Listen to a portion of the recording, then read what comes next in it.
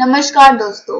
आज मैं आपको सुनाने जा रही हूँ मायके पहुंची बेटी ने जब अपने पिता की देखी ऐसी हालत तो उसके उड़े होश। अरे भाड़ में जाए तुम्हारे बाबूजी और उनकी सेवा सत्कार। शादी मैंने एक बाप के बेटे से की थी। यहाँ तो दो दो बूढ़ों की सेवा करनी पड़ रही है। आपके बाबूजी क्या कम थे जो आपके ताऊजी भी गांव में ही जम गए।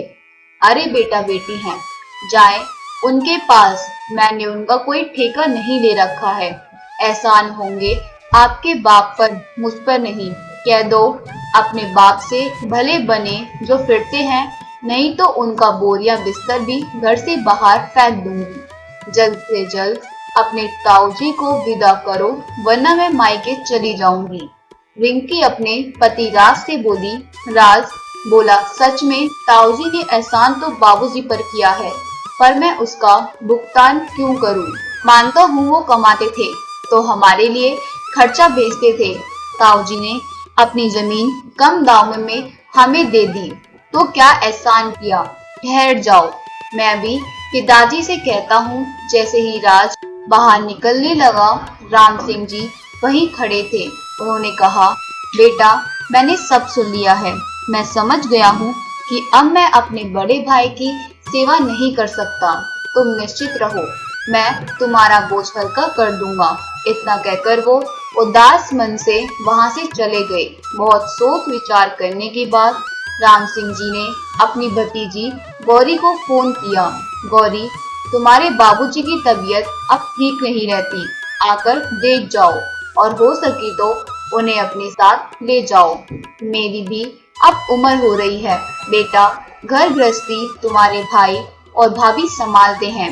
तुम्हारी चाची के जाने के बाद इस घर में कितनी चलती है मेरी, ये तुम अच्छे से समझ सकती हो। भाई साहब की देखभाल करना अब मेरे लिए मुश्किल हो रहा है। अब अपनी जिम्मेदारी संभाल लो और मुझे माफ करो बेटा। गौरी बोली, क्या बात है चाचा जी, ऐसा क्या हो गया कि बाबूजी को आप वहां से ले जाने की बात कर रहे हैं? आप जानते हैं उनकी जान उसी गांव में बसती है। माँ के जाने के बाद बाबूजी ने गांव में रहने का फैसला किया और खेती बाड़ी घर सब कुछ आप ही तो आज तक देखते आए हैं। मैं और संजीव भाई तो कुछ जानते भी नहीं, इसलिए कभी हमने दखल अंदाजी भी नहीं की। फिर क्या बात हो गई? गौरी के पिता श्याम सिंह जी और राम सिंह बाबू दोनों भाई हैं। श्याम सिंह जी नौकरी करते थे। दोनों बच्चों के विवाह के बाद उनकी पत्नी का देहांत हो गया तो वो बच्चों के पास ना रहकर अपने गांव के घर में रहने लगे। वहां काफी संपत्ति थी। अब पिता के घर खाने पीने का ख्याल चाचा और उसके परिवार वाले रखते थे, इसलिए गौरी और संजीव कभी दखल अंदाजी नहीं करते थे।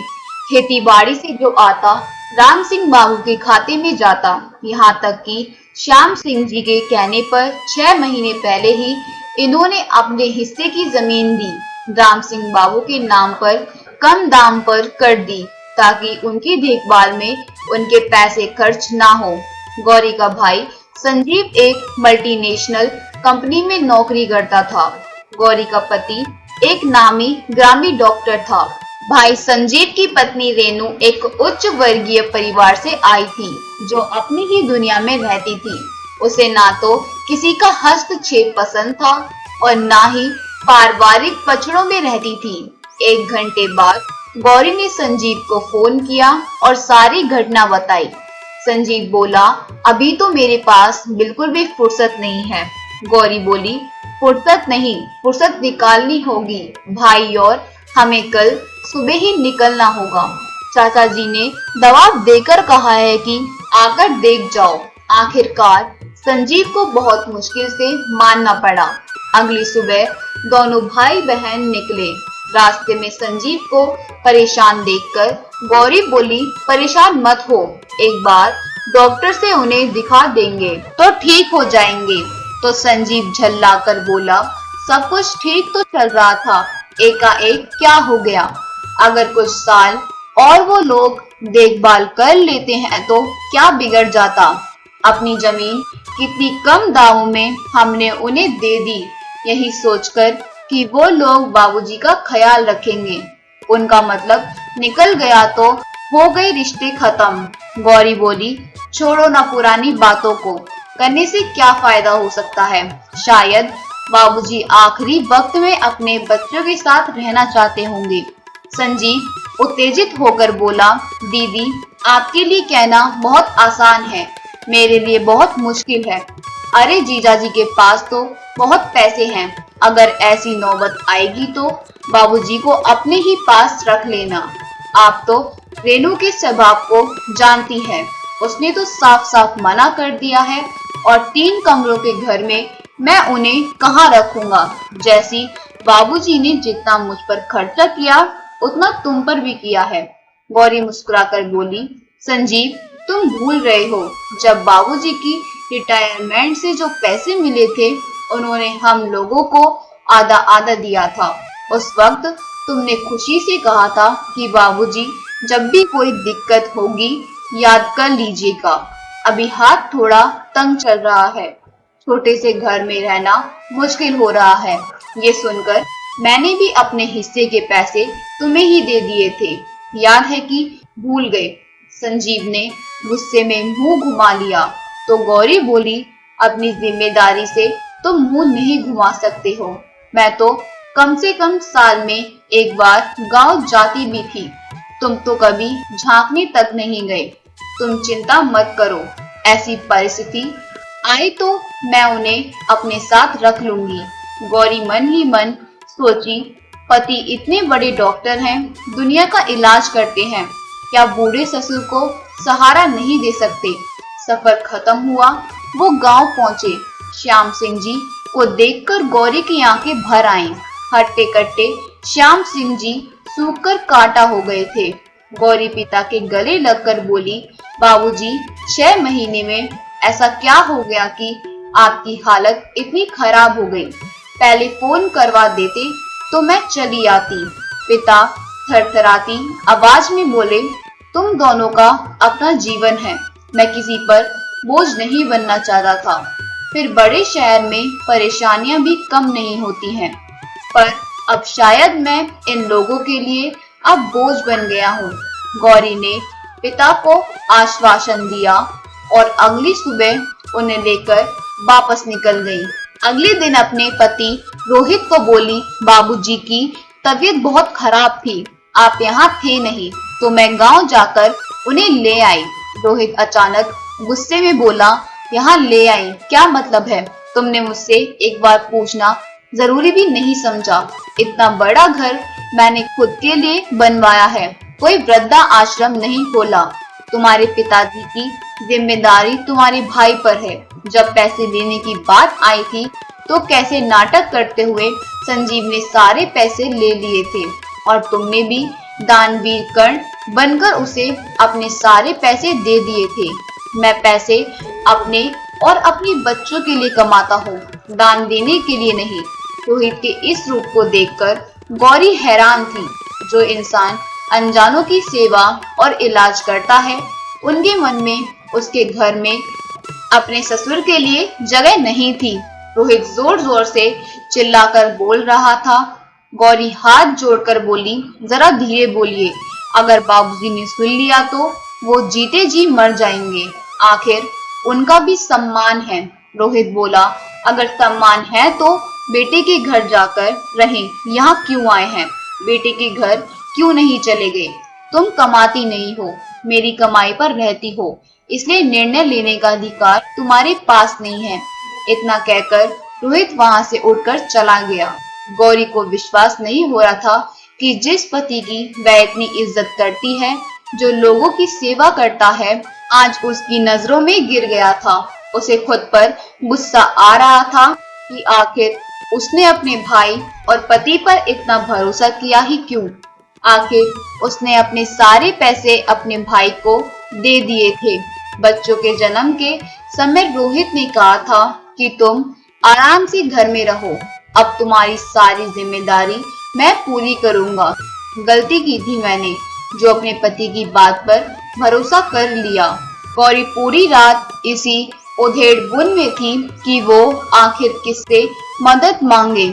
उसके अकाउंट में पैसे तो थे, परंतु बिना पति की इजाजत के वो खर्च नहीं कर सकती थी। एक बार उसने सोचा, अपने भाई को बोलेगी, जो मैंने तुम्हें पैसे दिए थे मुझे वापस कर दो। यही सोचते सोचते गौरी सोफे पर बैठी बैठी कब सो गई, उसे पता ही नहीं चला।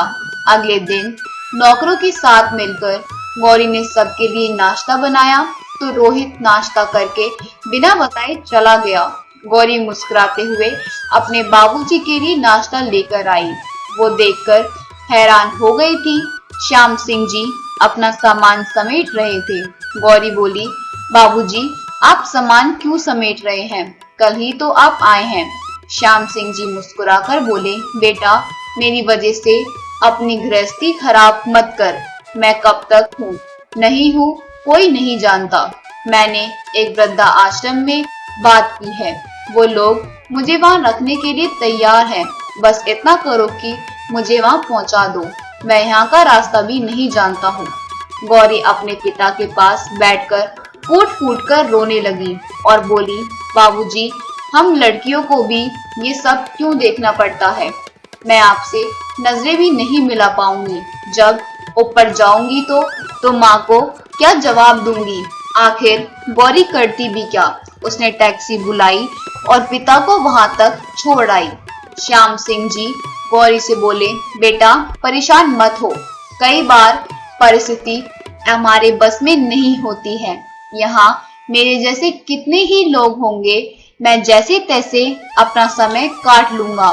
मेरी वजह से तुम्हारी आंखों में कभी आंसू नहीं आने चाहिए। इतना कहते हुए श्याम सिंह जी चुपचाप लड़खड़ाते कदमों से वृद्धा आश्रम के अंदर चले गए। गौरी अंदर ही अंदर रो रही थी, मानो वह उनको आखिरी बार देख रही हो। संजीव ने एक बार गौरी को फोन करके नहीं पूछा कि बाबूजी कैसे हैं। गौरी चुपचाप कई दिन तक रोती रही, ना ठीक से खाती, ना ठीक से किसी से बात करती, और इन सब बातों से रोहित को भी कोई फर्क नहीं पड़ता। गौरी वृद्धा आश्रम फोन करने की हिम्मत नहीं जुटा पा रही थी। वो अंदर ही अंदर कितनी गिलानी महसूस कर रही थी कि एक बेटी क्यों इतनी मजबूर हो जाती है कि अपने पिता को भी सहारा नहीं दे पाती है। जो पति आज पिता के लिए नहीं है, क्या कल को वह अपनी पत्नी के सम्मान के लिए कुछ कर पाएगा? इन्हीं सब सवालों से गौरी परेशान हो रही थी। चौथे दिन आश्रम से फोन आया कि श्याम सिंह जी इस दुनिया में नहीं रहे। गौरी को उस बात पर यकीन नहीं हो रहा था। उसे समझ में नहीं आ रहा था कि वह क्या करे। फिर उसने सोचा कि रोहित रात से पहले घर नहीं आएंगे, बच्चे दोपहर तक आएंगे। उसने नौकरों से कह दिया और वो पिता के अंतिम संस्कार के लिए आश्रम की ओर चली गई। रास्ते में गौरी के आंसू रुक नहीं रहे थे। वो मन ही मन सोच रही थी, संजीव ने बाबूजी को कुछ दिन अपने पास रख लिया होता। काश रोहित एक मरीज समझकर ही बाबूजी को अपने घर में सहारा दे देता, तो आज मैं अनाथ नहीं होती। जैसे ही गौरी वहां पहुंची, वृद्धा आश्रम के मैनेजर ने कहा, उनकी लिस्ट में बेटा, बहू, बेटी, दामाद सब हैं। फिर आप अकेली कैसे आए?